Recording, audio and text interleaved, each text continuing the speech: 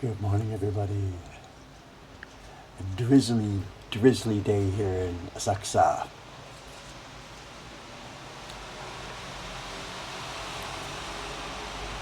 It's not looking good for the festival. You know, they got lucky last night. Our U.S.-based or North American-based viewers didn't see it, but we had a 20-minute parade last night of omikoshi. We did catch it with a guerrilla stream.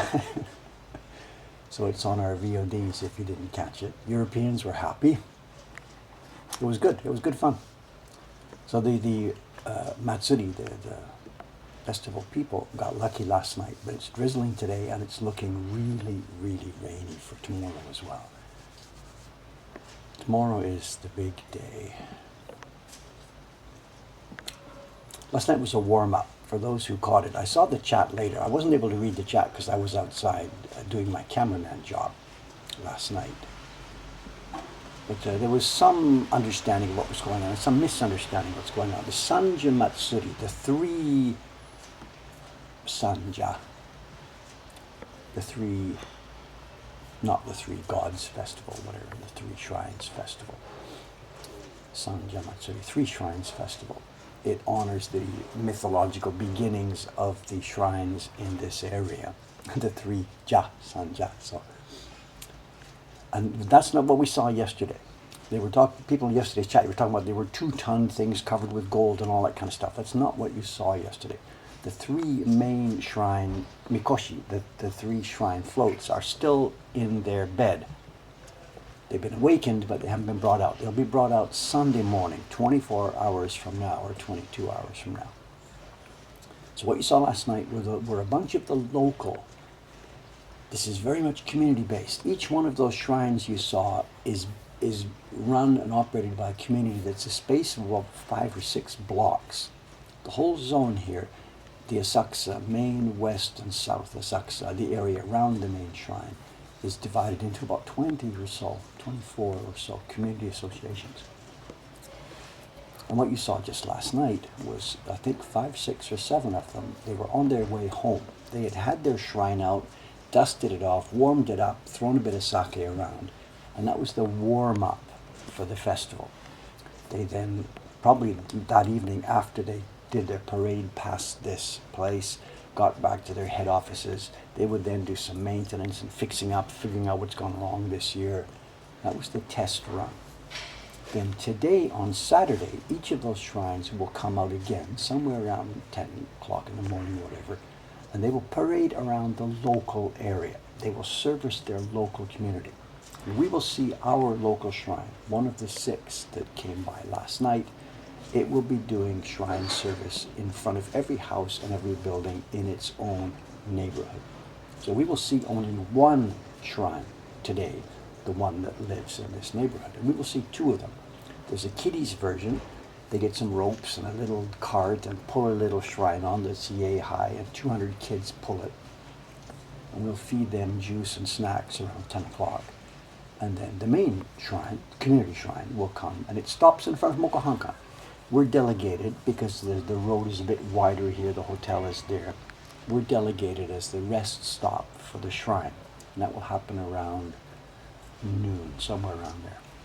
And we and some of our neighbors, we have to get ready. We will be putting tables outside, getting tablecloths, getting cups ready. We've ordered beer, cases and cases and cases of beer.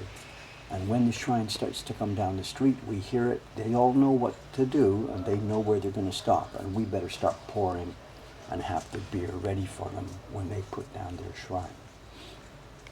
That's the local community. That's happening in every one of the 24 communities around the district. Sunday is different. The local shrine stays in its own home, out of the way, and the 3 big boys come out to play. There's lots of information on this on the net. Lots of information. Will I be doing a camera view today of that shrine coming by? No, because I'm one of the team out there pouring beer in the morning. So if you want to see what these things look like, pick up the video that we made last night. It's about 20 minutes long. I got up on the 3rd floor here and I videoed these things as they were coming by. Okay, you can see what we're going to be printing today. I should be actually printing this. This is my main job, the job waiting for me. The first group of a couple of hundred space armor are in and on their way to the collectors. There's now a second group being printed by 3 people, Ishikawa-san, Ayumi-san, and Dave. And I haven't yet started my group. I should be starting it this morning, but there's no way I'm going to try doing a key block like this on stream, chatting with you, going out to serve beer and all this stuff at the same time. So what I'm going to do today is an easy peasy job. I'm going to get busy on the main printing for the share certificates. You saw me do a test the other day. That was fun, actually. It was also fun reading the chat comments later. The labels, the first bunch of labels, if you're a share certificate person, your name labels are printed, the envelopes are ready, everything's done. All I got to do now is make the prints.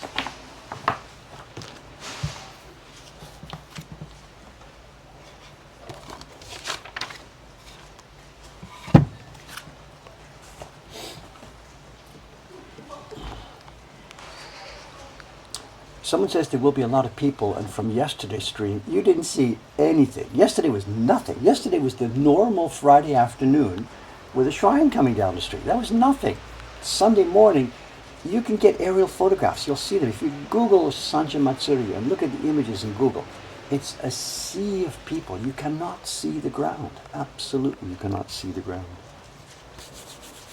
Sunday morning, I'm not going anywhere near it.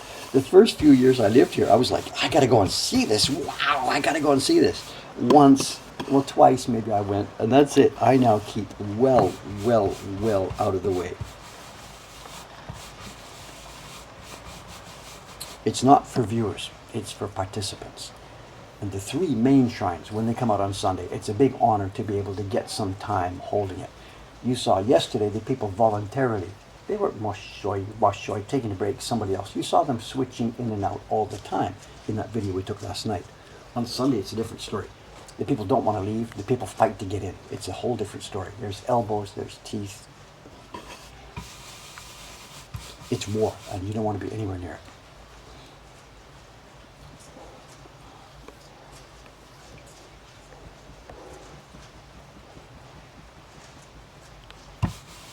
Somebody also said they didn't see any gorillas.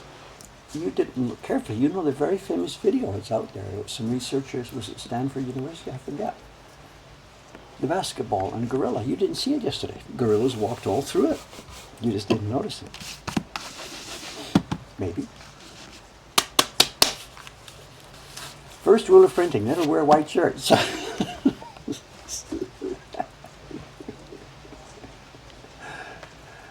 Someone says, for the shrine, put on a football helmet and a cup and you're good to go.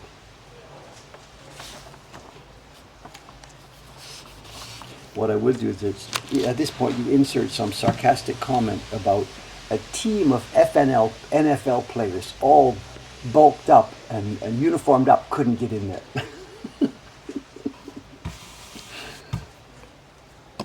So what we're going to do here, we're doing the key block on 60 copies of the share certificate. I've mocked up. I made some samples the other day. Remember, I did heads and tails. Then I ran it to the inkjet printer to see how this would be working, and I almost got it right.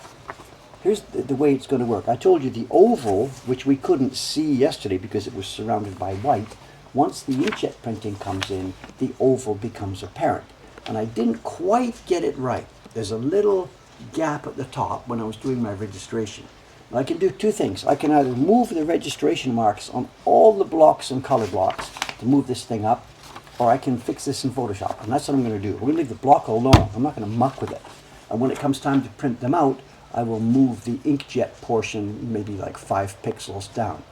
And this is what it will look like after we're done. And of course, it then gets trimmed and things get signed and sealed and numbered. They are good fun. I would really like to be getting these if I wasn't the one sending them. This is the 9th one. No. This is the 8th one. We started the Patreon in 2017. So we sent out the first share certificates in spring of 2018. 18, 19, 20, 21, 22, 23, 24, 25. Yeah, this will be the 8th one. How many people have a full set? Well, I know. We're not going to talk about that. Is it actually shares of the store? Well, it's not, of course. We're not a publicly traded corporation. We're a privately held corporation, and these are not actual physical ownership shares. We know this. It's a share in the fund certificate. But I had the idea that one day I'll win a lottery or something. This is not going to happen because I don't buy lottery tickets. But one day Dave would win a lottery, and he would have $10 billion to get rid of somehow. And what he would do is he would pay back all the people who had done this, sponsored us with their own money, and convert it into real shares. That's not a promise. I can't do that.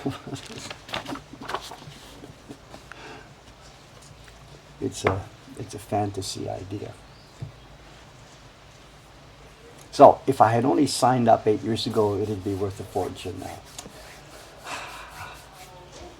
In my dreams. It has kept us alive, you know. At the moment, it's not keeping us alive. At the moment, the Patreon money is providing extra for extra projects, supporting the paper making and stuff like that, paying Iwano-san more than they think their paper is worth, this sort of thing. The Patreon money is going to extra things. Our business is surviving now on its own. We're selling prints, we're making a profit, we're paying staff, they're getting bonuses.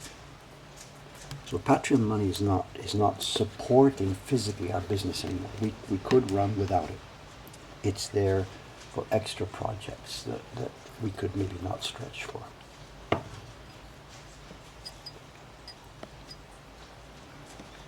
So I really do hope that the people who are in that Patreon understand that, and that they're not cutting themselves short. That if it is, disposable income they have, the $5, $10 or whatever per month, we're happy to use that. But I really, really hope nobody is doing that if they themselves are short, because we shouldn't be doing that.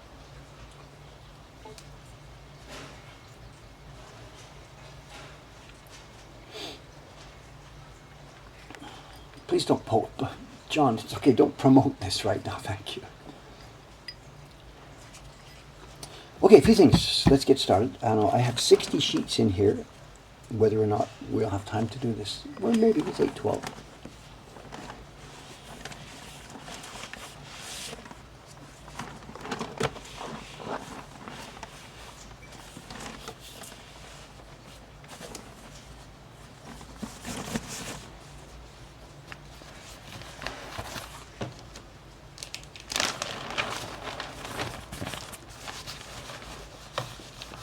Paper is extremely soft. This Awagami inkjet paper. I think we should show again what we're doing. The paper we're using for this is this. It's Awagami inkjet paper, Kozo Thin Natural. It works beautifully. One problem from our point of view, I say problem, just a factor that I have to deal with, is that because it's not designed for woodblock printmaking, it really, really is very, very thin and soft. We have to moisten it in order to get our pigments to properly saturate the paper. And once it's moistened, even very, very lightly, it's very thin and wet and floppy. So it's not easy for me to use, actually. It requires a pretty steady hand here.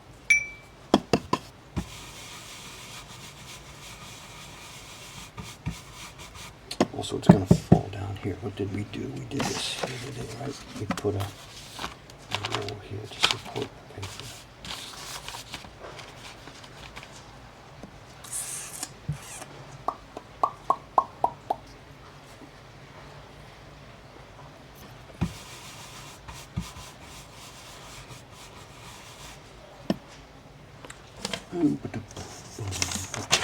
Test.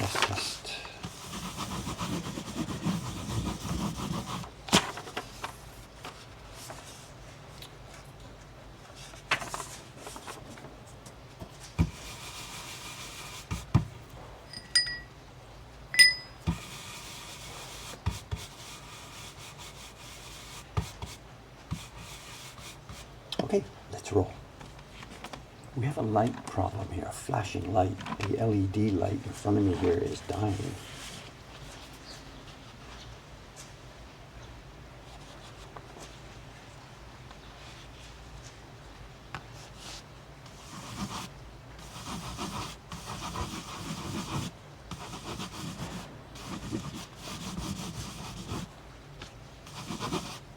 I think that'll do it.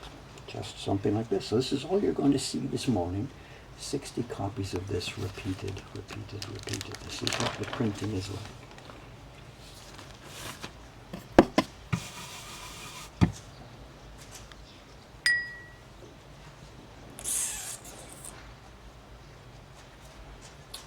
Someone's asking me a technical question here. Do I have a technical answer? What is it? Long question. Oh, how do you create the rain effect on the print? Semi-transparent ink applied as a final layer.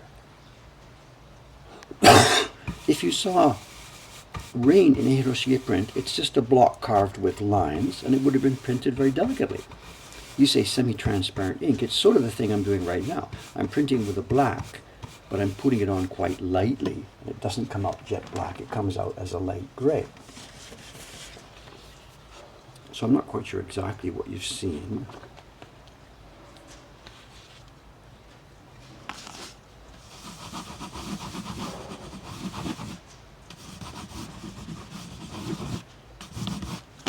But rain in an ukiyo-e print is usually just that. It's just horizontal lines chopped in a block, printed delicately. What's the material of the thing you use to rub the paper? This is bamboo skin on the back, and in the middle we've got a peak here. You can see a peak. It's a coil of wound bamboo. I don't have one open for you to see it, but this is waiting to be retied. It's a coil, and it's the bumpiness of that thing. You can see the dots on the outside skin here. It's the bumpiness of that thing inside that provides the brrrr.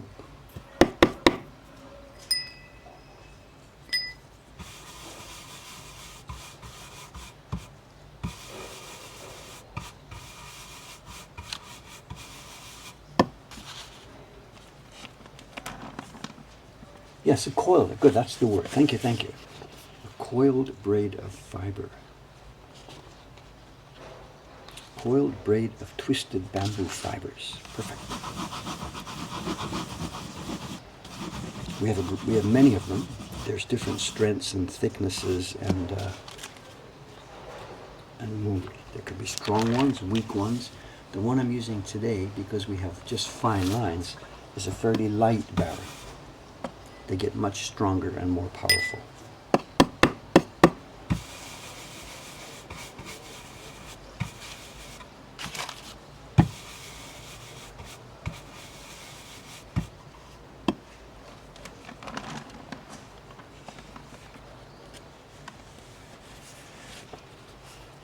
Oops, 2 sheets. That won't get worn because they do get worn. As you rub, the parts where the braid is bumpy, they start to abrade the inside of the outer covering. So the outer covering needs to be changed. Sometimes, if we're doing a really heavy, hard block, that outside covering will be changed a couple of times in the course of a day. That's not unheard of.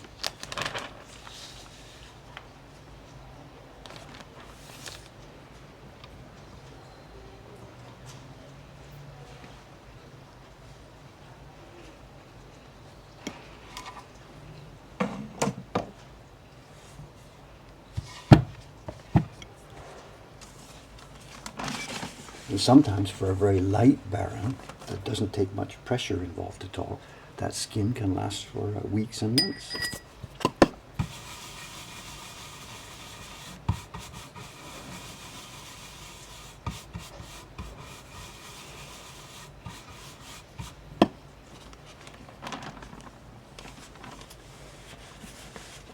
Okay, which questions?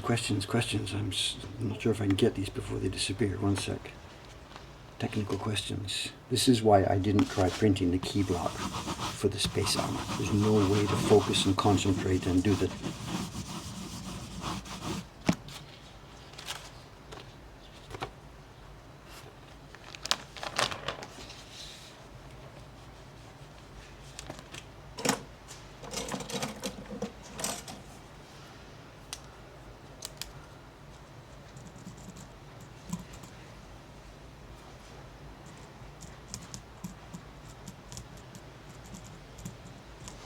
don't have a little knife. There's something stuck.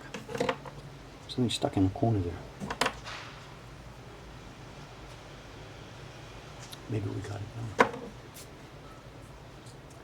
So the barons get better as they wear them in or so fresh. And when you immediately tie it, for the first hour or so, it is difficult to use. We have to tie it really tightly, and it's brand new, and it's a bit too thick sometimes, and it is a little bit difficult to use for the first hour or so. Then after a while, it warms up, it gets a little bit looser, and then we're good to go. And then, of course, the degradation happens. The spots and stuff start to break through in a few places here and there. You can see like this. It will start to break down like this, little bit by little bit. And you keep going as long as you can, and then eventually it gives up, and away you go. I can't use this, of course. It's waiting to be retied. I'm being a not good boy here. I left it there on the shelf, hoping that one of the other girls will sit here and say, I'd like to use that barren, and she will then retie it. I'm being a very not good boy here.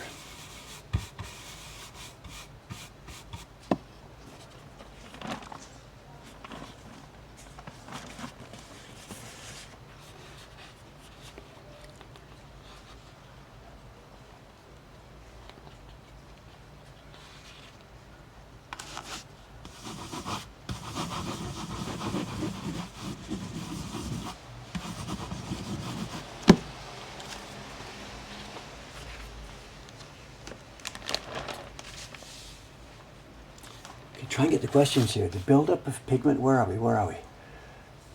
There was a buildup of pigment on the edges of the print the other day. Too much pigment. It could be too much pigment. It could be that the brushing was just bam, bam, bam. At the end of the brushing, if you're having pigment build up, you saw me do this the other day on the black one here. Sa, sa, sa, sa, sa, sa, sa. Tip the brush up, wipe off the pigment on the edges. Someone says, it might be nice to see you replace the skin. It might be nice to see me do that. Given that I haven't done it in about 10 years, it would be a kind of a stretch for me to say, okay, let's get back in practice. I literally haven't done it for about 10 years, literally. Sax, where's my sax? What are you talking about, my sax? I do have a saxophone back in Ome, but it's deep, deep, deep in the back of the closet. No way am I going to bring it out on a stream. When's the last time I played saxophone? I don't know. More than half a century ago.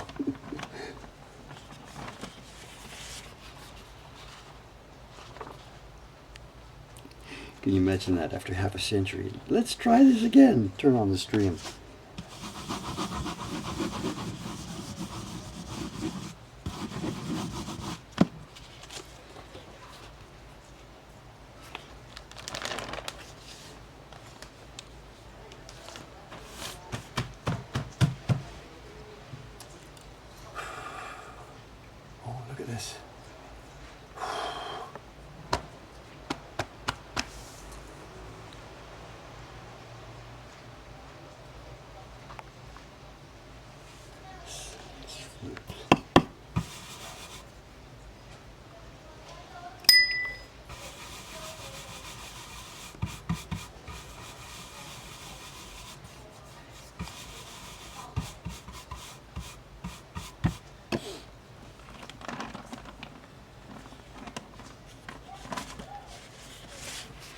One thing I did notice, when we did this test printing the other day,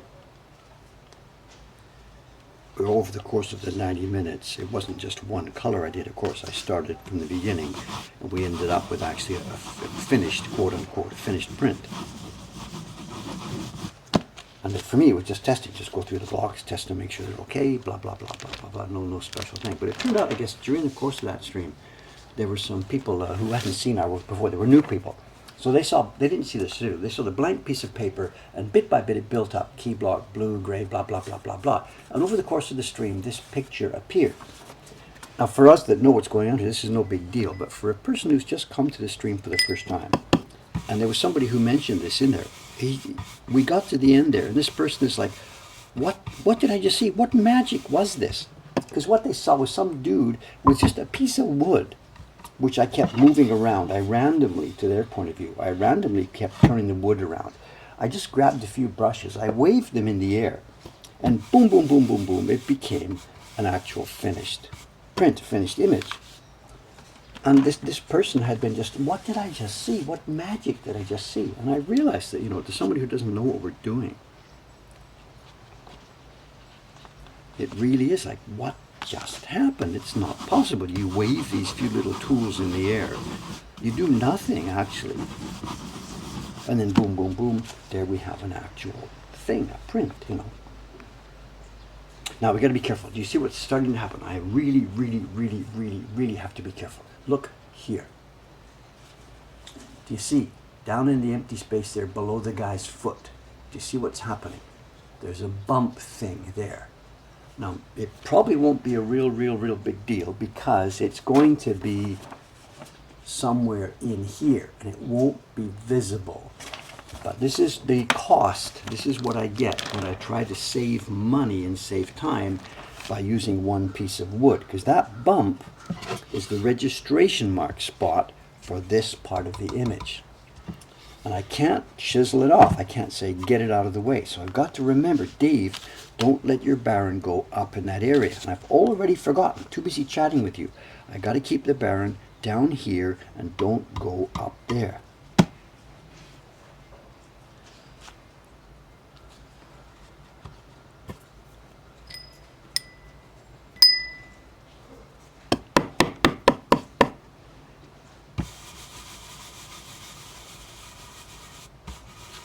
So if you see me doing that, remind me again.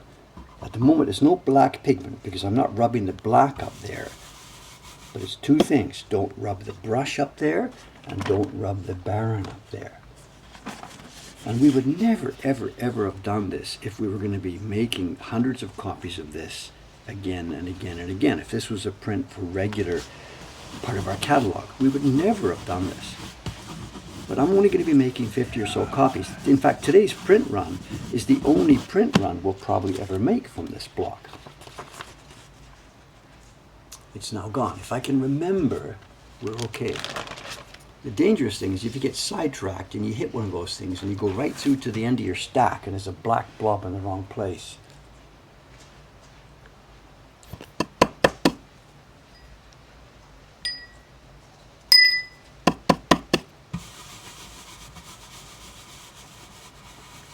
No way would I want to do that space on a job here.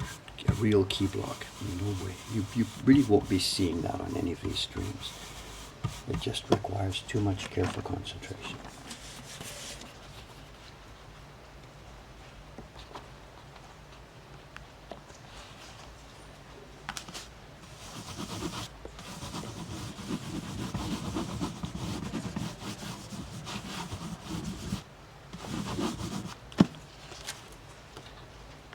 Looking good.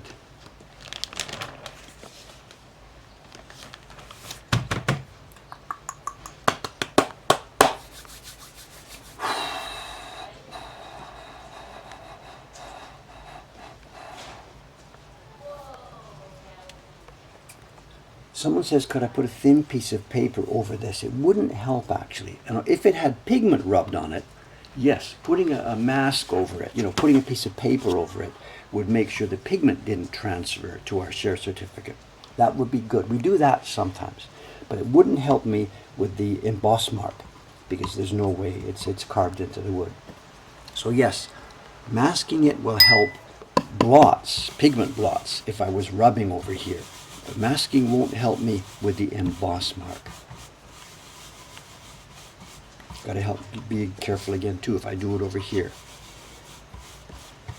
This is the price you pay when you do these multiple colors on one piece of wood. Someone's asking about the T-shirt. It's not a T-shirt. It's a sports thing. What do you call them? I know. It's from a friend in Britain. Somebody who was here for a print party back before the pandemic in what's the year? 2000. Look at that, 2003. My God, have I had this that long?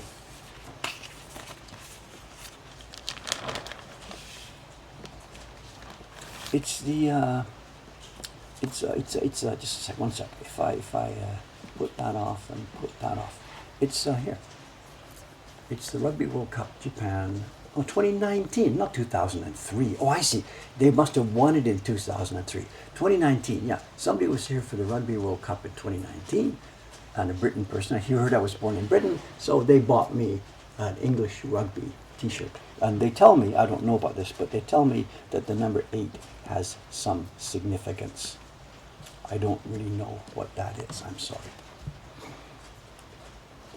And it's a bit fake. Dave is not, I'm theoretically English. I guess this is not Britain, right? This is England, not Britain. I don't know, I'm sorry. I'm English, being born there, but I can't claim, I can't really claim a cultural association with the country these days. I know nothing about it, really. But it was good fun. He sent the shirt, so I'll happily wear it.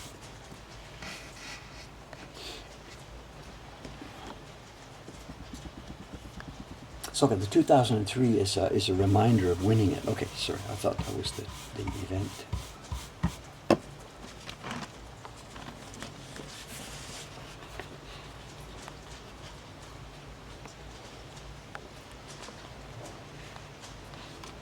Yes, and the other in-joke, of course, is that this is a bull shirt.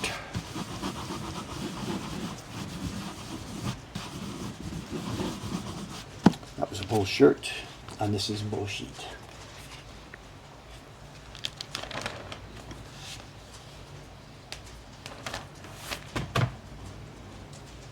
Is it okay to talk about this? It's Saturday. Yeah, it's Saturday. It's Friday. Those of you who do connections, did you do connections on Friday?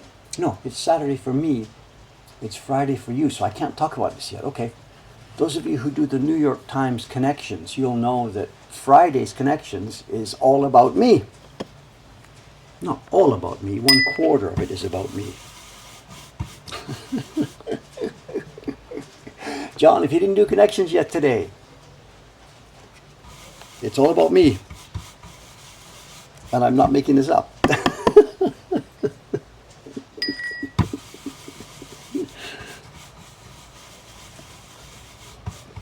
Is it Friday or Thursday? I better make sure I got my story right. Just a sec. Just a sec. It's not a giveaway at all. Hang on a sec. Let me make sure I got my story right. Where are we here? Got my screenshot.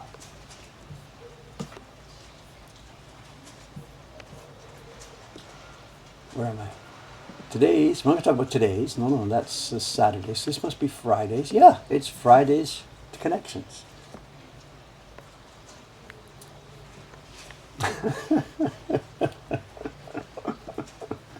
The people who have done it know what I'm talking about.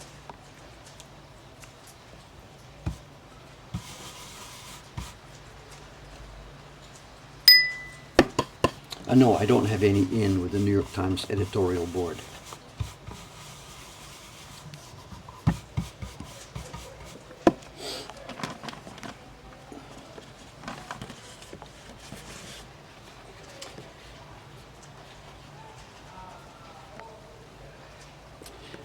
Me and Michael Jordan, buddies.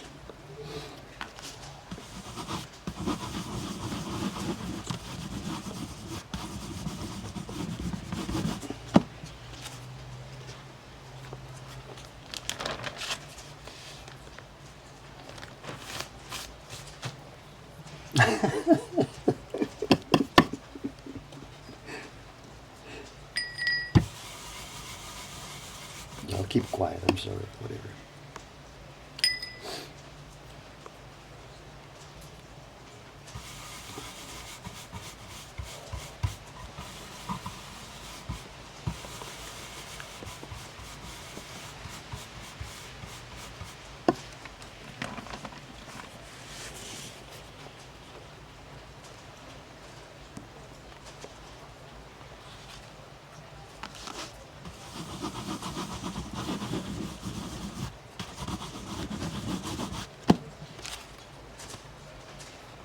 Well, that's 1/4 of the way through. That's 15 sheets. We have 60 in the pack this morning.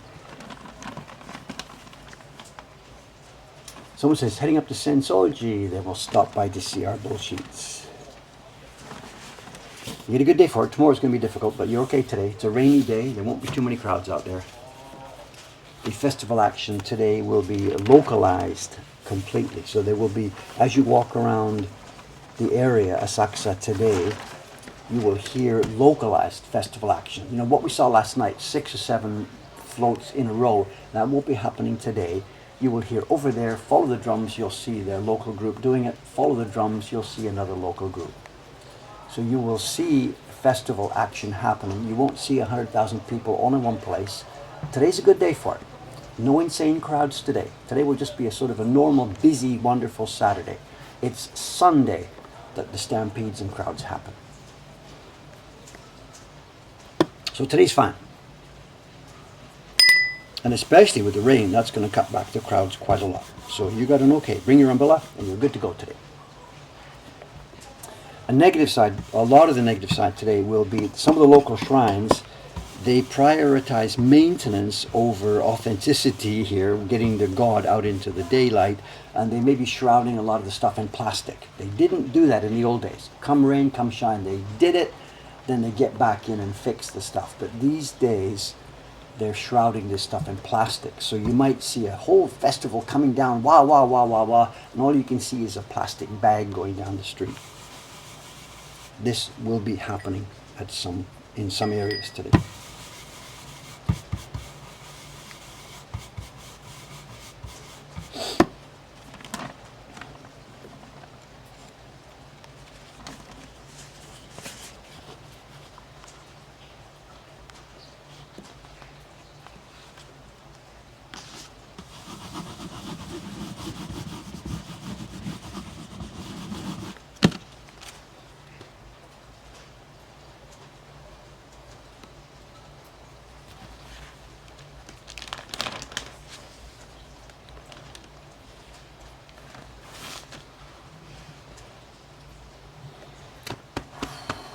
Somebody says tomorrow's cloudy and hot with no rain.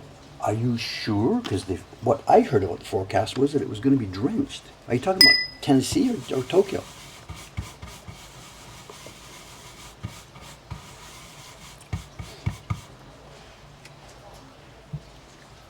That's the forecast for Asakusa. Well, it's changed then. Okay, John, thank you. I hope so. Everybody here will be very, very happy if that's the case.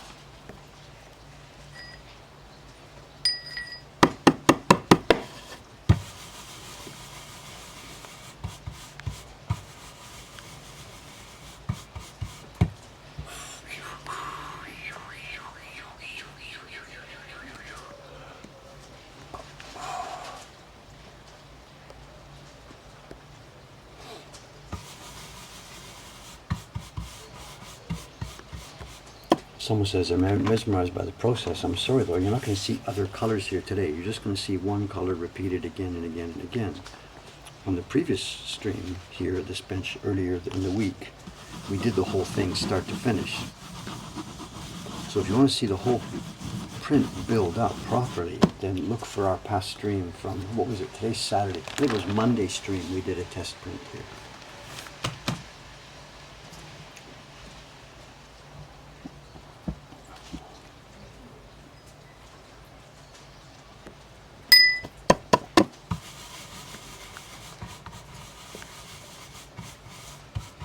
Someone asked about the web issues, our server issues, and we are still struggling. It's not finished yet. We've done a migration at the same company, Pair Networks. We've done a migration from a shared hosting, which we've been on for 25 years. We finally went to a VPS.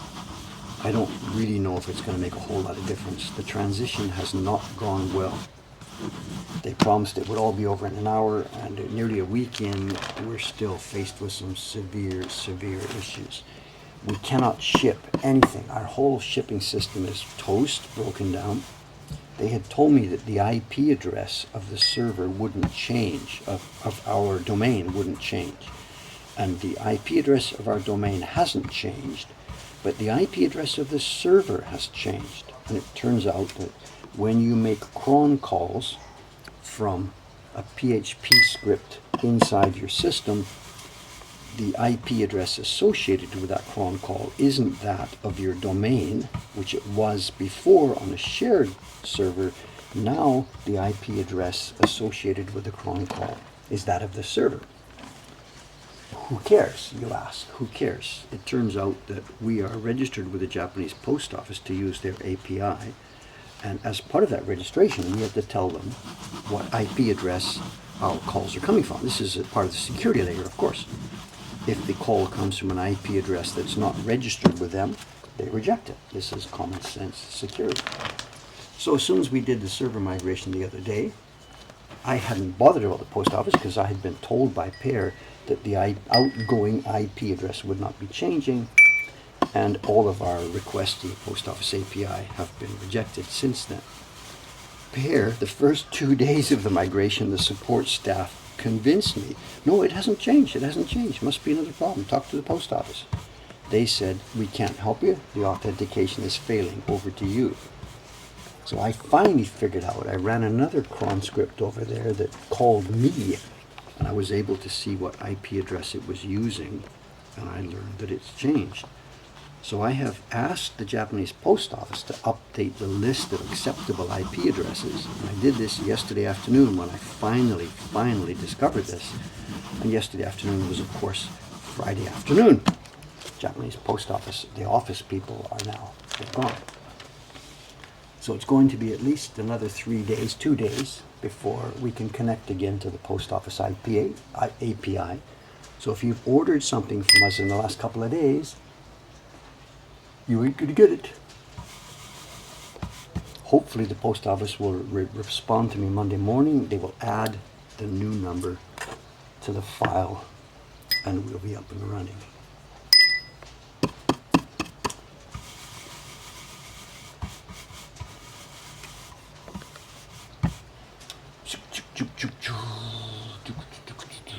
No, someone's saying, what's happening to the failed request? Simply, our shipping is backing up. That's no problem. The post office rejects it, and we have to try again. So all of our the packages are sitting here. And once we do reestablish connection, we will simply make the API calls again, get the post office labels, and then we're good to go.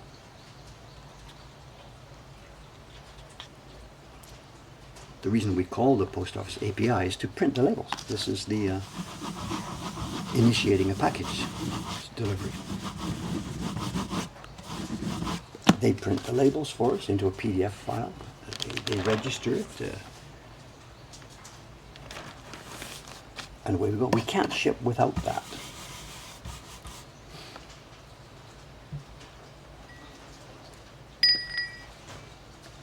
And the service at Pear Networks, man, it's so much worse than it used to be.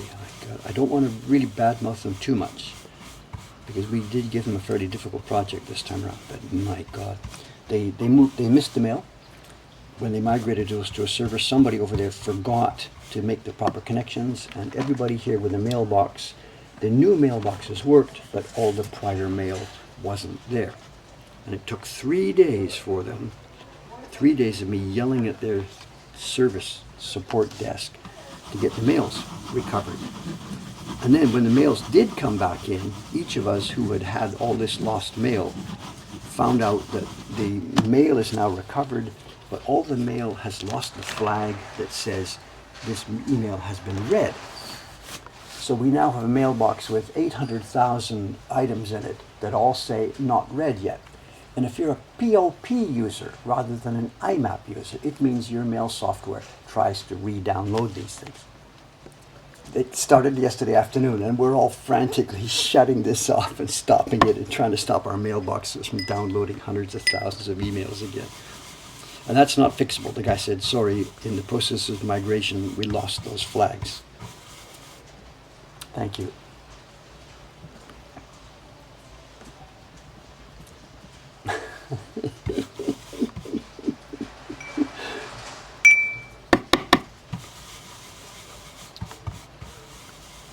And the cron jobs are all broken, and they don't know why. I don't know.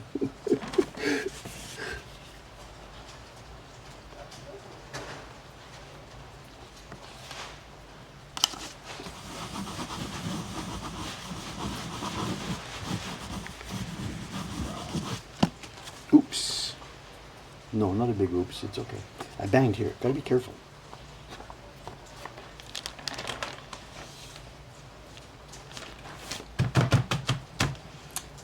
Choo, choo, choo, choo, choo, choo, choo, choo. Do you think they were only equipped from more modern software? I'm not sure. It's just, this is just a typical server. I don't know. There's nothing dramatic going on here. Part of the problem, absolutely, we've brought this on ourselves because we have a pretty complex system here. Over the 20 plus years, nearly 30 years now that we've been running computer systems for the business. 20 plus, not 30, 20 plus. It's been growing complex. We have a pretty complex stack here now that we've built. So I knew the migration was not going to be straightforward. They promised me really simple, but I knew there was going to be issues, a lot of which were up to me to figure out. And that has been the case. I've done patching and fixing at our end, moving to a different framework. We were running PHP 7.4, now it's PHP 8.2. I knew there were going to be issues. And I'm dealing with those as the ones I deal with at my end. But there were a bunch of server issues that really should not have been issues. But whatever. Whatever.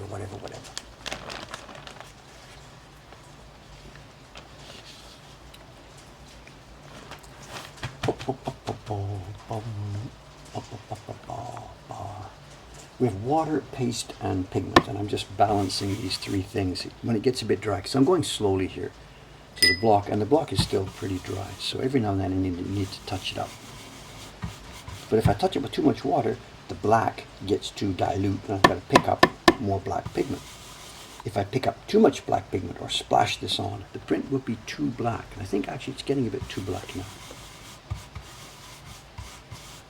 We don't want a jet black key block here. We want a gray. You can see the finished print. The black outlines are black. Look at the man. But it's gray. We save the black for this, which is a different block. But the outlines, we don't want black. We want a firm gray. Look at the tree. There you are. That's what we want here. If I asked you to tell me what color it is, you'd say black. But black and black are different things here. So I have to be careful not to let this get too black. I want to keep it a gentle black, more of a medium gray.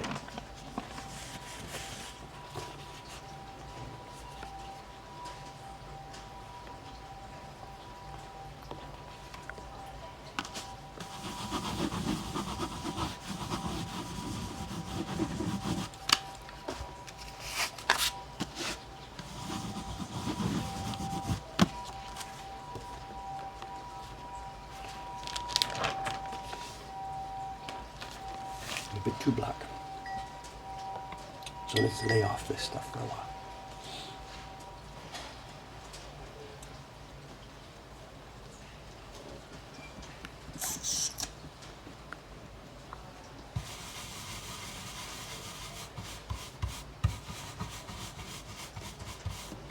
We're not putting pigment directly on the block for this block. You'll see when we do the colors, we'll start putting pigment directly onto the color areas. But today, if I put the black directly on, it'll be too black within seconds. We want to just pick up tut from the top.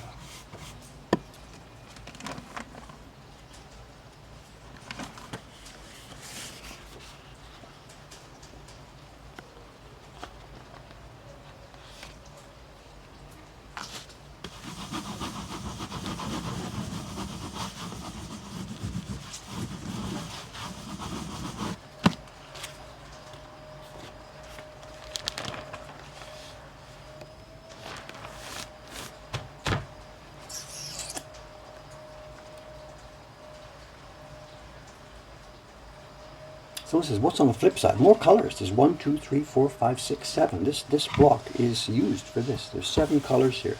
There will be 8 impressions of the print because one of the colors is done twice. There's a gradation. So it's 8 carved areas on one piece of wood with 7 printings for the way we're doing it. And I'm not going to throw this away. The block is going to go into our storeroom. We currently have no other plans for reissuing these certificates at all, but there's no way we would throw such a block away.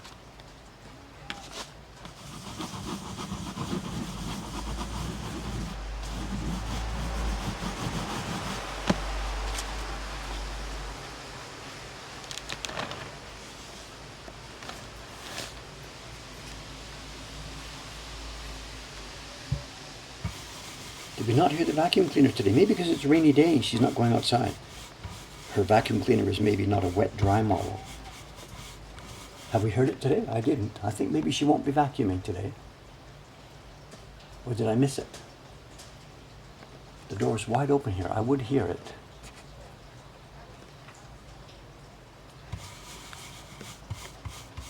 I don't think she'll be doing it on a rainy day.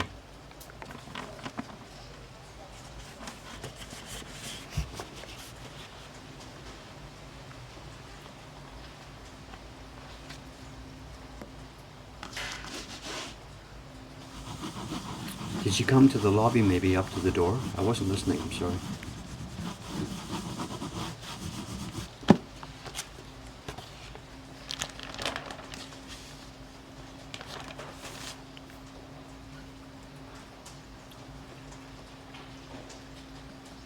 So there was, okay.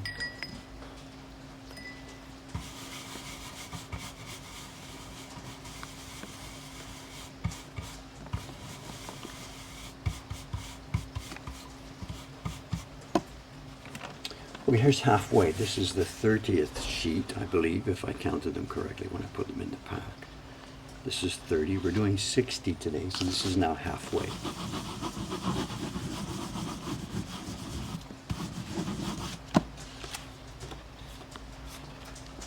Today's Saturday, so on Monday, I guess, perhaps you'll be seeing a continuation of this. That's 30. Let's dig into our pack, bring out another 15.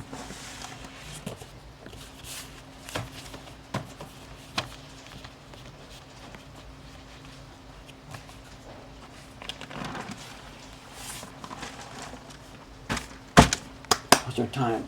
Oh, 9, just before 9. Well, we're certainly not going to see it. We have a few things for show and tell. We have a few little prints here in the back. We have some show and tell stuff here.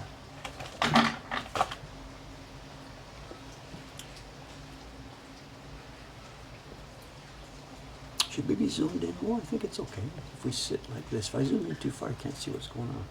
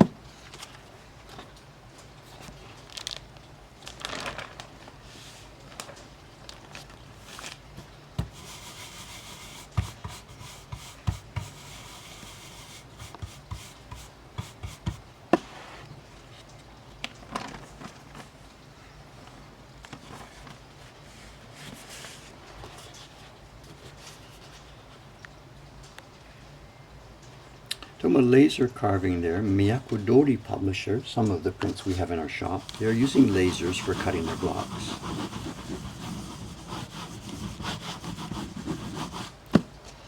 There's sort of three main areas of experimentation: lasers, CNC work, and 3D printing for making blocks.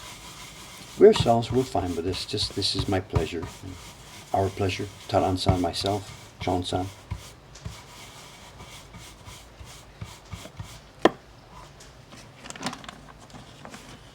It's not all about the efficiency.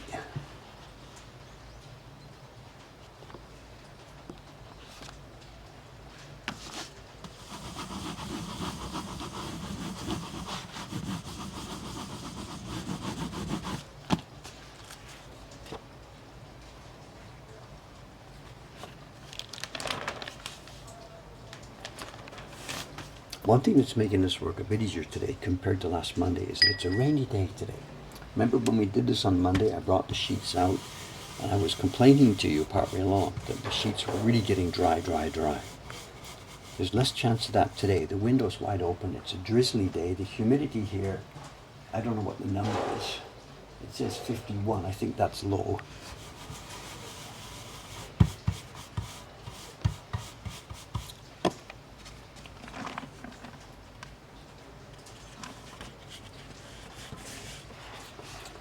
Can I readily tell a print from a laser carved block? You mean the finished result?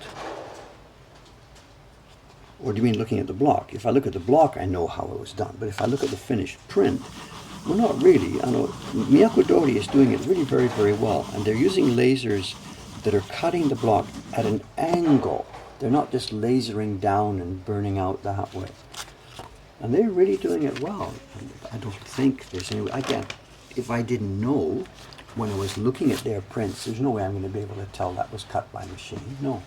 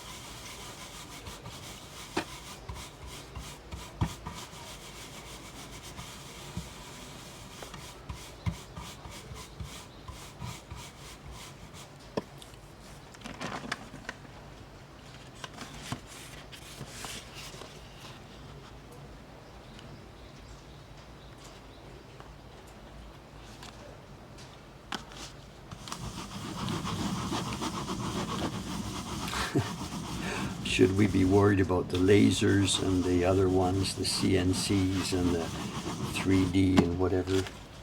Should we be worried about this? I just gotta laugh. No. The easy, quick answer. People ask me about this in the shop all the time. Dave, are you worried about this? The modern technology can make prints easier, faster, quicker, better, / than you can. And the easy response for me is, look, we're not worried at all. And two, the robots came for us. We had our robot attack in 1645, whatever. It's called Gutenberg and the printing press and technologies, printing technology. Those robots came for us years ago. How is it that I'm still here able to do this and make a living doing this? There's different values to the thing. And one value is a machine that will put ink on paper, that one. And another value is who is putting the ink on the paper. I mean, right here, whatever, how many people are watching this today? I don't know, 300, 400 or something are watching this. There's your answer. Are you going to sit here watching a printing press? I don't really think that's going to happen. There might be streams out there, Twitch streams, showing a printing press. Chuck, chuck, chuck, chuck, chuck, chuck. How many people are going to watch that one? How many people are watching this stream? I mean, there's your answer right there, Ambulance.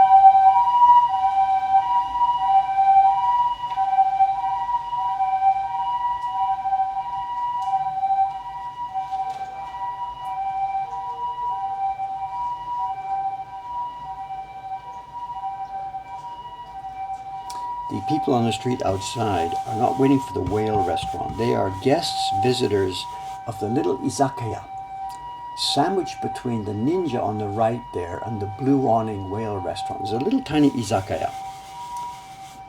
And every year at the Sanja Matsuri, that family who runs the izakaya, they host a bunch of out-of-town visitors. And those visitors crash upstairs. And last year, what they were doing was, there was maybe a dozen of them. There's no room inside. They were sleeping on the sidewalk outside the izakaya. They just put some cardboard down, and everybody gets a bit drunk, and they sleep out there. They're not doing that because it's raining. So they must have been crashed out in the shop and upstairs. And that's the men you see now. They're all in their white outfits. They've come in to help the local people do this part of the shrine. And there's a major issue happening now in many parts of Japan. A lot of young people in each community, plus fewer young people, decrease in population, means a lot of these festivals are having trouble continuing their traditions. In the old days, whatever, kids eagerly got bigger. Daddy, can I try the shrine when I'm big enough to carry the shrine? And teenage boys came in there and did this thing. Teenage boys now are not interested in doing this stuff. So every area, this is all over the country, every area is short of people to run their festivals. That's one part of the picture. So the local community here is short of people to carry. Another factor here is that for many years, generations, the Sanja Matsuri has been the target of a certain class of people from all over the country come here to take part in this festival, because it has been traditionally a pretty rough festival. It has attracted the Yakuza gangster class. That is now something that the authorities, the communities, whatever, are actively trying to dissuade, but it happens. And these gentlemen you see across the street, you can't see it now because they're all wrapped up. These gentlemen are very heavily decorated people. And the guy, he passed away a few months ago, the guy who owned that izakaya. It's now run by his wife and his two sons. But the guy who ran it was an interesting person. They're a good family. They're good, funny people. The young boys, big, huge men, bald. They're openly friendly boys. They themselves are nothing to do with a gangster organization or something. They're just running a restaurant. But this is one of the local places where the visitors come to crash. No. We're not talking toy to ground type people. No.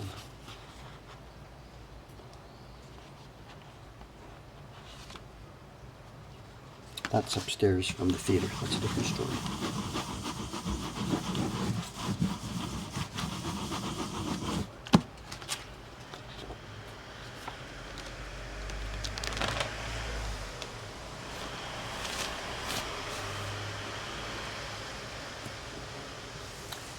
What are the reasons for the declining birth rates? Well, this is not just Japan, it's happening all over the world. Germany, Sweden, whatever, Denmark, lots and lots of places.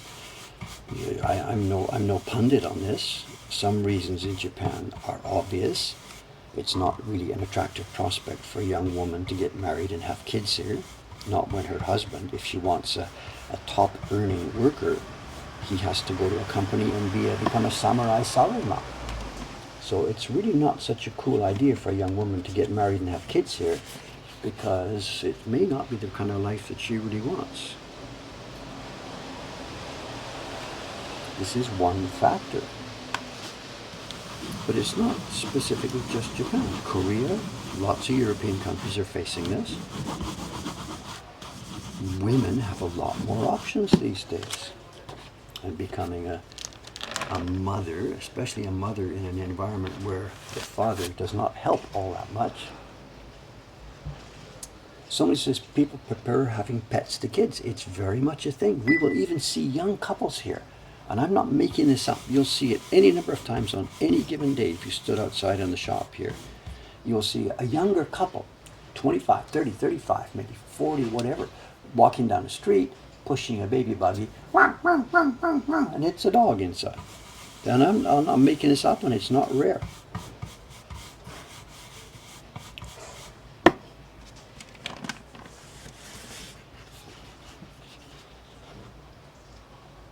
many, many, many factors involved here.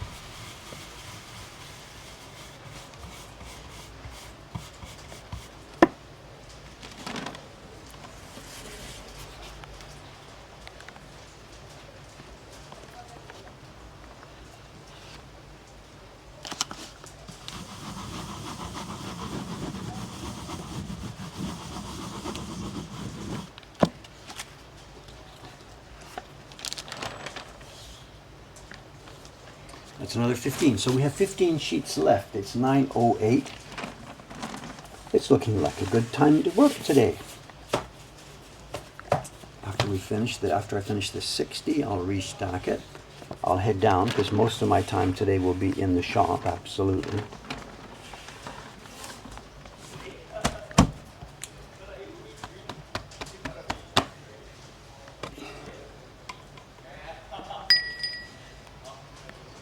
Soka.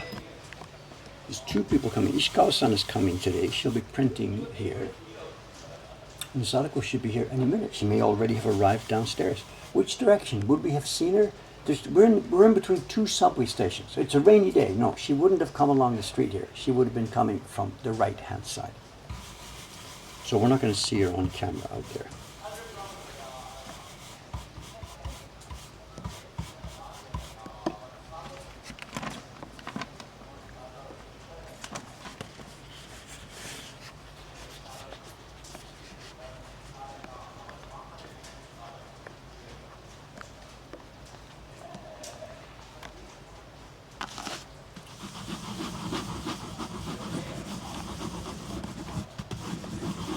Someone was asking, did I end up getting lunch last week? Do I remember this conversation? What are we talking about? I don't remember, I'm sorry. Did I end up getting lunch? I'm sorry, I don't remember the reference. Was it so busy one day that... Did I end up getting lunch last week? I'm sorry, I don't remember. Oh, with Sadako, you mean? Yeah, yeah, yeah. No, she brought both of our lunch. Yes, yes, yes. Yes, yes, yes. She'd come in the front door and said, she said, I'll take my lunch up to the fridge. And she had lunch for both of us, yes. Yes, my apologies. She laughed about it later, but whatever. She brought both of our lunches. I wasn't in the doghouse or something. She wouldn't, I don't think she would do that to me. Just it was a slip of the tongue. What do they call it? A slip of the tongue when you reveal your inner feelings. I don't know. Freudian slip or something. What's the word I said? So.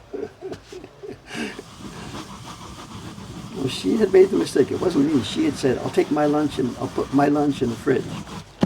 At that point I thought, not our lunch, you know. So no. It was, everything was normal.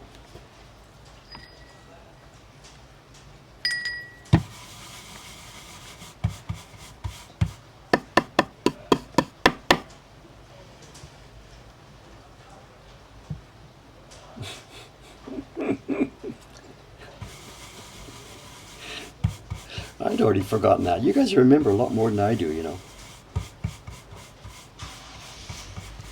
There's stuff to keep in your mind, and there's stuff that, my God, please let it go. Let it go. I hear footsteps. I hear footsteps. Good morning, good morning. Everybody's been, they've been asking how you, we can't escape, you know, once you start. I'm sorry. Hi, Mr. Boo. Hello, Mrs. Ishizaki. It's written here. What's this? Oh, my name, yes. In case you forget. I did. I wore this for you, in case you forgot. And they're asking, well, do you have our lunch? I'd forgotten about it. They started talking about it. I didn't know what the hell they were talking about. You have good He's got memory. it. I haven't slept all week learning how the story came out. So, are the trains crowded, Chrissy? Not so much. They're quite crowded. Crowded, yeah. Yes, and I saw many people in the Matsuri outfit. Yeah, coming. So they can't all stay here in the sucks. These are visitors from other parts of the country coming in, whatever. And one thing before I forget, I had been told that the rain was going to be bad today and that tomorrow was going to be torrential downpour. And maybe they were talking about it. But somebody was now like says, that. Yes, so, newest forecast says that tomorrow will be okay. Cloudy. So I guess rain. this is power, God power. These people have all been praying for good weather. I guess it works. I don't know. Okay. No, John mentioned on the chat, Dave, you're wrong. Tomorrow's good weather. So. Okay. He's right. Okay. We'll see. We'll find out tomorrow. Yeah. Yes, look at this. Saruka-san. Ohayou gozaimasu. I haven't got it wrong. Ohio. Ohio. Yeah, you got it right. It's okay. It's funny in hiragana, so it's definitely right. So an egg for John. Okay, fair enough. You got it right. I was wrong on the weather. So what did you want to tell today? I'm not sure. I've just got a couple of miscellaneous prints picked up. Okay, one second. Okay. So I want to go downstairs. Okay, see you soon. Yeah, thank you. Bye.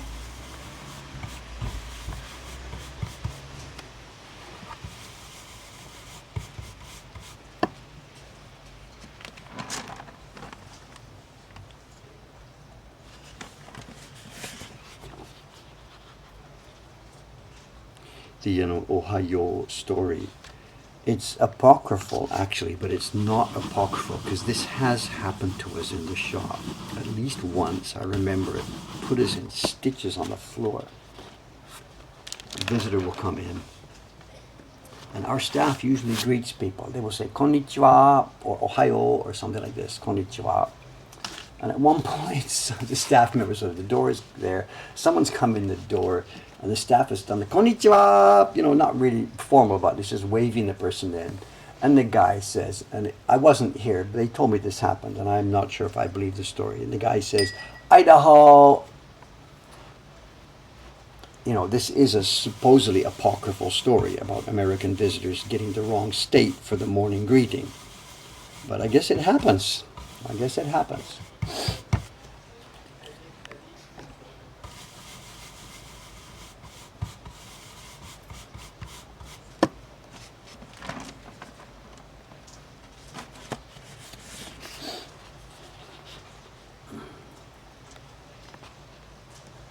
No, that I wouldn't believe. If the person had stood there and said, just a minute,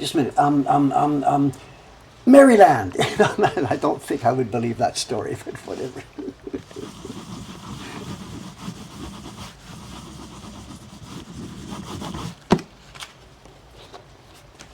I had hoped to get this done. It's now 9:15 and I've got like 8 sheets left. Ow!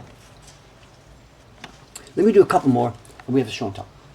Show and tell is not a massive thing. Show and tell is simply I've got 3 or 4 or 5 prints sitting there.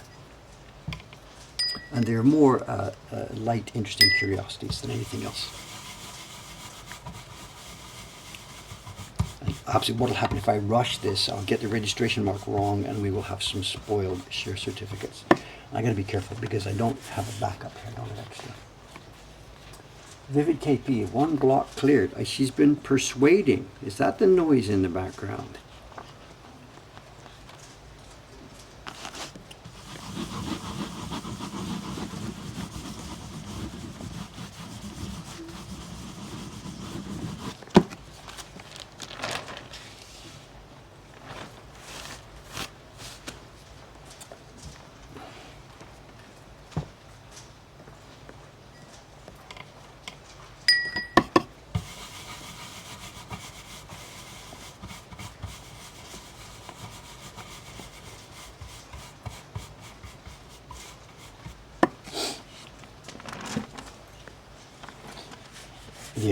The story, the apocryphal story about the Ohio and the Idaho, of course, it gets worse. I know the story continues.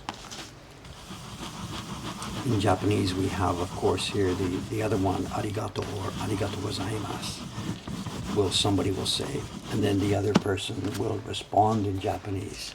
Oh, no, don't worry about it. It was nothing. Thank you very much. Oh, no, don't worry. It was nothing. Whatever. In Japanese, we would have arigato gozaimasu. Yeah, do itashimashite. No big deal. Don't sweat it. And do itashimashite. And that becomes, in this twisted American story, it becomes, thank you. Don't touch your mustache. But again, this is absolutely apocryphal, of course. Yeah, do itashimashite. I think these stories, a lot of them come from Jack Seward. He was an American guy who came here in the late 40s, early 50s. I guess he was a GI coming in as part of the occupation forces. And he got really interested in learning Japanese and became really good at it. He was the Dogen of his day, getting really, really good at Japanese. And he wrote a couple of books. He's long gone, whatever. But his books are entertaining. He had a way with a story, and he describes... They're mostly probably made up or apocryphal, but he describes any number of events where he plays games and has fun and talks about the sign he saw on the Takashimaya department store one day in broken English and mixing R's and L's. And MacArthur, I guess, who was the shogun here, he was the leader of the occupation forces. And at one point, I guess he decided to run for, I think it was a Republican nomination. He was trying to get the nomination for president. And a group of Japanese people who had been in support of it. This is a totally 100% apocryphal story, not backed up by photographic evidence. And they had put up a huge banner across one of the department stores that said, we pray for MacArthur's erection. Oh no, we play for MacArthur's erection. But this is all there's no photographic evidence that I know of to show that sign actually existed, 4 sheets left. Let's do this thing. Let's just do this thing. We're okay. We have prints for show and tell. Just 1 sec.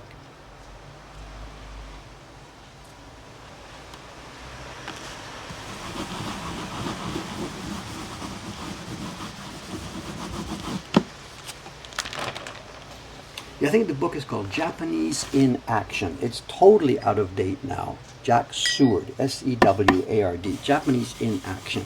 But it's great fun. If you are learning any Japanese, it's good fun to read. You learn some stuff. And he tells a good story. He tells a bunch of good stories. How many are true, whatever, it doesn't much matter.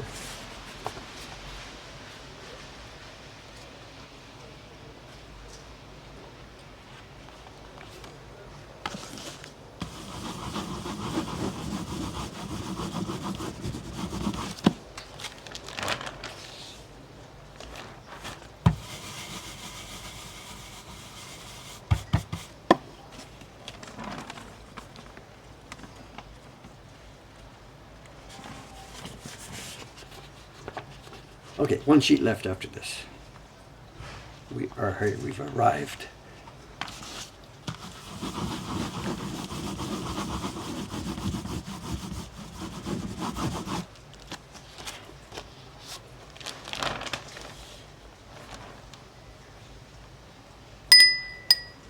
Okay, last sheet here.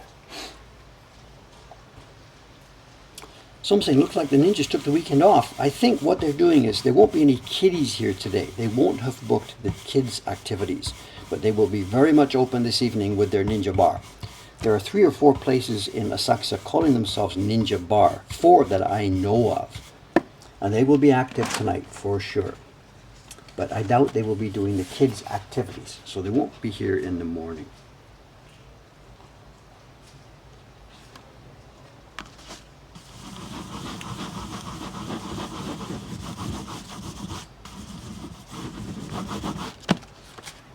Okay, that's what we've done. 60 copies, if you were counting, of our share certificate.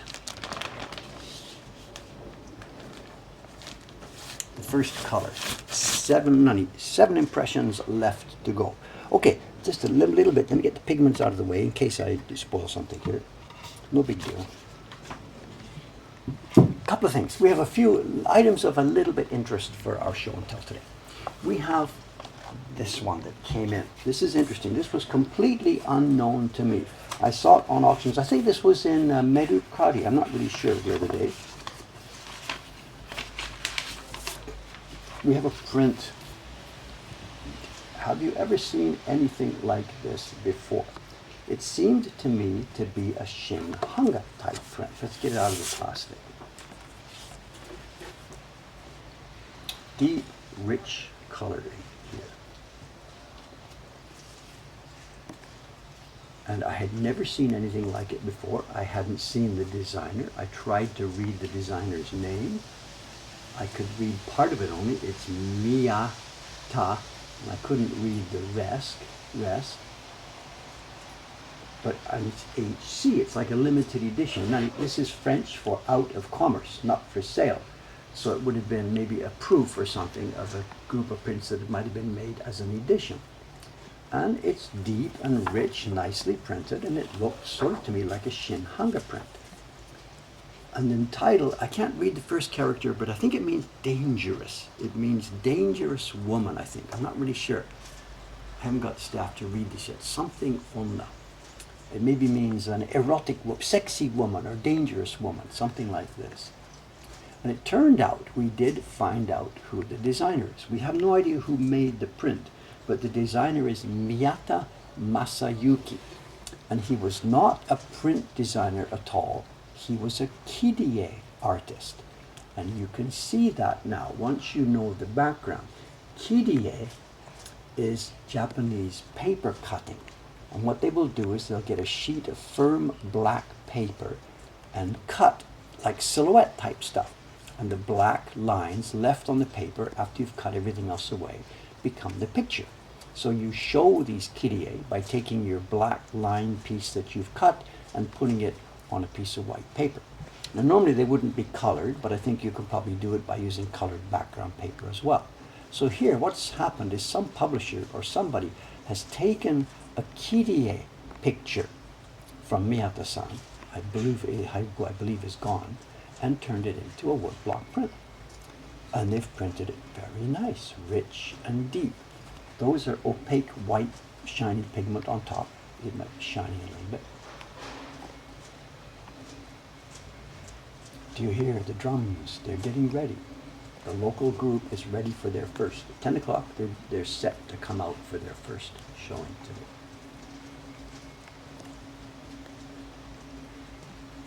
So there we have this. I've never seen it before. It's got some craftsmen's names listed. It's Momose. This is the publisher who made a great many reproductions of things like Shinsui Ito Shinsui paintings and things. Momose-ban. The carver is Ogura Hanbei, one of the members of that family, and Suri is Nakajo-san. He's the man who trained Numabe-san, the printer who is now handling all the Yoshida work. I knew both of these guys. They weren't super friendly to me. Ogura-san didn't give me the time of day, Nakajo-san did, under duress, he did help me with how to print metallic pigments in my Surimono albums. I had been told that he was the last man standing who knowed how to do metallic pigments, so I went to visit him, made an appointment, went to visit him. His wife's let me in. I go in his workshop, and he's sitting there, he's busy, he's printing, whatever. And I had brought my samples and took a few minutes, and he sat there at his printing desk and whatever. And it became clear that, like, one, he was busy. Two, he didn't really want to give me much time a day. Three, though, he did respect my work, and he respected that I was something who was trying to climb and something to do something. So he was really, really torn. Just like, I'm busy, go away, please don't leave me, or, yeah, it would be cool if you could learn how to do this. And I remember the look in his face, and he said, what should I do? And he said, oh, whatever, it can't be helped, shogunai. And he put his stuff aside. He grabbed a piece of wood, and he showed me the basics of how to do this metallic pigment printing, for which I was endlessly thank you, whatever. And I ended up being pretty good at this. We've used lots of metallics in our work here now. So he did really do something really valuable that day in passing on some knowledge to me. He's the guy who printed this. He was really, really good at it. Long gone now. Long, long gone. Okay, one more cool thing to show, just a quick one. Remember the other day I showed you a print of Kinkakuji Temple. Kinkakuji Temple. Ginkakuji. No, I forget. John, you confused me because you had the wrong name in the chat. It was Ginkakuji Temple, the one with the phoenix thing on top. And it was a 2-up print. And we showed that the carver would carve the whole thing twice. It was Kin. No, it was Ginkakuji. Don't screw me up anymore again. Anyway, the point of the story was that we had 2 copies carved and 1 printed. And look what we have for today. This came in last week, and they wanted to put it in shop, and I said, over my dead body, this is going in the shop, and it is a 3-up. The publisher who published this design had his team go to the time and trouble of carving this same thing 3 times on 1 piece of wood. And they're not, this is not glued together. This is an actual 3-up. And man, oh man, oh man. This was on auction. I went back, they got it. I think nobody else bid for it. Nobody else in the world is just insane. It's 3 carvings on 1 piece of wood. And the little black line that you see here, this is also carved and printed. That's not a blot or something that's spoiled. And you obviously can see why they did that. After the printing was finished, that little black line here and here and there show the staff where to cut and where to trim. They're trim lines, cut lines. Now, I've already got this little print in the collection. I can't find it. When this came in the other day, we were trying to find it, and I can't find it. It's in a box or a bag or a file somewhere. So I've already got one of these. Do I now try and find the other 2? This is so cool. It's an indication of a couple of things. One is how many prints were made back in the old days. There's no way you're going to take the time and trouble to do this unless you're going to print many, many, many thousands. Remember, you've gone 3 times as much wood, 3 times as much carving time. It takes the carver literally 3 times as long. It doesn't take the printer 3 times as long. It takes him 1.2 or something times.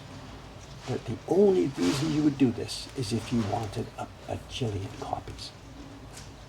Someone says, did this one get rejected? I have no idea. Printer's workshop left over, can I? The registration is interesting. We have a little bit off on the red here, a little bit off on the red here, a little bit off on the red. So do we have any block expansion and contraction? Don't know. I haven't really inspected them carefully. This is a risk. The wider you make the print, the more you're likely to get registration. And some of the carving is different. If you look at the pine needle gap, this area, if you look at that area on the 3 prints, you'll see they're carved differently. The green block. The green block is carved differently. A couple of places. You'll see it here. Look in this area on the 3 prints. Oh no, wait a minute. This one. This is the place I'm looking at. Here. Boom, boom, boom. This one. It's actually a mistake there. boom, and boom. So if you had a print that you found out in the wild somewhere, it would be actually easy to tell whether it's top, middle, or bottom. There's little differences and changes all over the place. They didn't try and make this thing mathematically exactly the same. Every line you'll see here and here and here are a little bit different. They wanted the same picture, but they're not trying to make it, laser-like.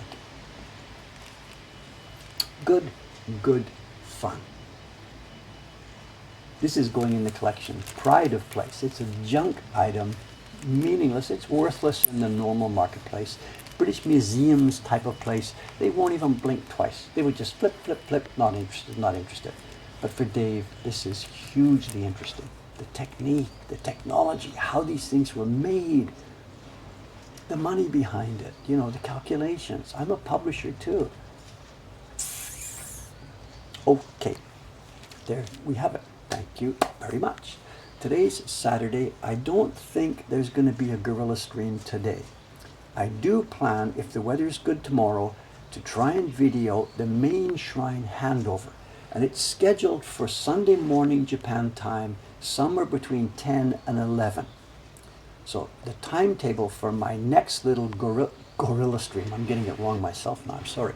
The gorilla stream, this is question marks, this is tentative, this is TBA, would be somewhere between 10 and 11 a.m. Sunday morning Japan time. Figure it out for yourself. I'm going to try, it'll be a long lens shot. I'm going to try and get a shot of the handover. They don't come down the street in front of us. It's not like the cool video that we saw last night. Then other than that, I'll be back here Monday morning, same time, same place, same station, printing something. Thank you very much. I've had good fun with you today. I'll see you later. Let's put the outside camera up for just a second here. I hear drums. I hear the jungle drums in the background.